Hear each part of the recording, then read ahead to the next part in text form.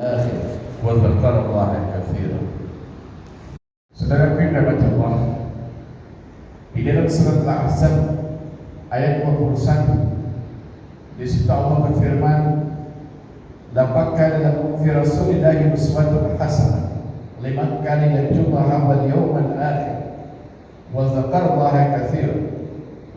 Sesungguhnya telah ada pada diri Rasulullah itu suri teladan yang baik.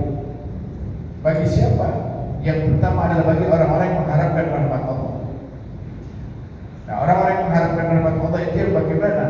Adalah orang yang selalu menjalankan ibadah. Bagaimana kita untuk mendapatkan rahmat Allah? Yaitu menjalankan ibadah dengan baik, menjaga salat kita, menjaga amalia-amalia kita, dan mengikuti akhlak Rasulullah, perilaku Rasulullah, baik itu dalam pergaulan sehari-hari maupun di dalam berkeluarga, dan bagaimana Rasulullah dalam berdakwah.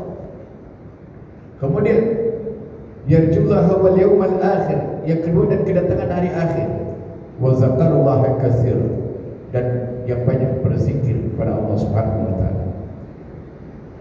Nah, kemudian dalam ayat lain juga Allah jelaskan, walladzi arsala rasulahu bil huda wa dinil haq.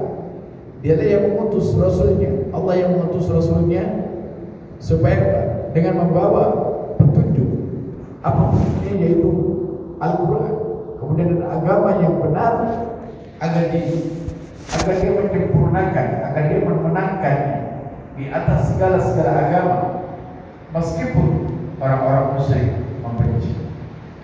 Nah, saudara kita tentunya orang yang mendapatkan hari akhir, orang yang selalu mengharapkan rahmat Allah adalah orang yang cinta kepada Rasulnya. Bagaimana di situ Allah jelaskan dalam ayat lain, juga Allah jelaskan, qul in kuntum tuhibbunallaha fattabi'uni yuhibbukumullah wa yaghfir lakum dzunubakum wallahu ghafurur rahim.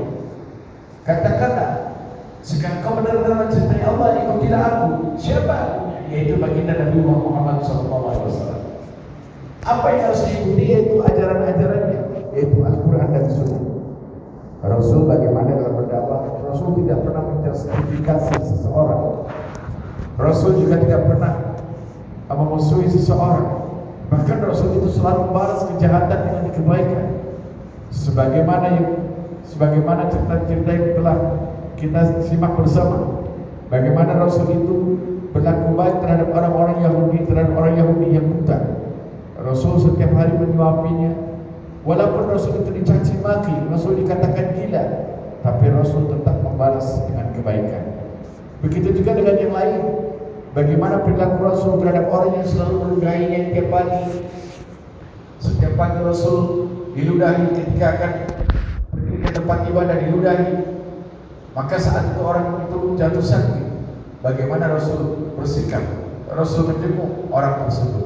Begitu mulianya akhlak Rasulullah SAW. Kemudian niscaya Allah akan mengasihi dan mengampuni dosa-dosamu. Allah Maha Pengampun lagi Maha Penyayang. Kemudian dalam ayat selanjutnya, qul atiullaha wa rasulah fa in tawallaw fa innallaha la yuhibbul kafirin. Katakanlah, taatilah Allah dan Rasulnya. Kalau sudah taat sama Allah dan Rasul, bagaimana yang harus kita lakukan? Jangan berpaling, jangan berbalik ke belakang. Sesudah Rasul wafat, bagaimana kita memurnikan ajaran-ajaran beliau? Bagaimana kita melaksanakan perintah Allah yang tertera di dalam Al-Quran dan Sunnah? Kemudian katakanlah, taatilah Allah dan Rasulnya. Jika kamu berpaling, kata Allah, maka sesungguhnya Allah tidak menyukai orang-orang yang kafir. Oleh sebab itu, di dalam pertemuan ini saya mengajak dan mengingatkan kepada diri saya sendiri dan kepada kita semuanya, marilah kita jadikan momen Maulid ini adalah momen untuk kita mengambil keyakinan agar bagaimana hidup kita bisa berlaku dengan baik, menjaga ukhuwah dengan baik. Bulan Maulid bukan hanya bulan seremonial saja, tapi bagaimana kita mensuri teladan kehidupan Rasulullah Sallallahu Alaihi Wasallam.